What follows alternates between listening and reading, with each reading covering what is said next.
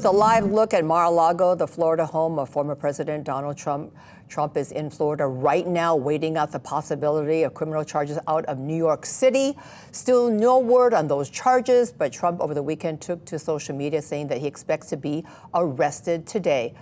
Aloha, I'm Cynthia. Mahalo for joining us. In that same social media post, Trump implored his followers to protest and, quote, take our nation back. And it seems that some are answering that call. Look at this video taken today outside of Mar-a-Lago. You can see that people are holding multiple Trump and U.S. flags, some also attached to vehicles there. Again, those possible criminal charges will be coming out of New York. ABC's Morgan Norwood tells us the city of Manhattan there is bracing for disruptions that could follow a possible Trump indictment.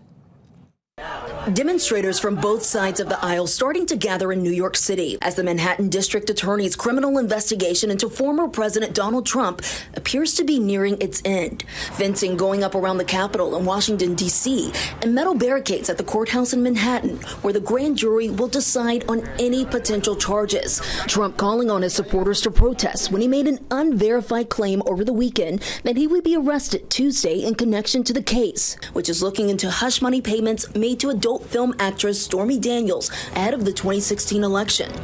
Intelligence bulletins obtained by ABC News warn of a significant increase in threats and general violent rhetoric and say some of Trump's most ardent supporters are still willing to fight on his behalf. We are always prepared.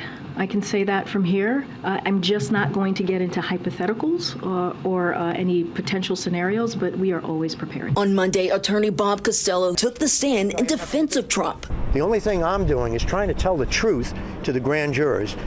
But Michael Cohen is far from solid evidence. Michael Cohen, Trump's former fixer, also testifying last week about the $130,000 check he wrote to Daniels a month before the election. He says at Trump's direction, later serving federal prison time in part for that payment. Experts say the payment may have violated campaign finance laws. Trump's legal team saying he paid Daniels to protect his family. But some Republicans coming to Trump's defense, including House Speaker Kevin McCarthy, who blasted the Manhattan DA. What we see before us is a political game being played by a local. Look at just as this isn't New York City. This is just the Manhattan. This is just a borough DA.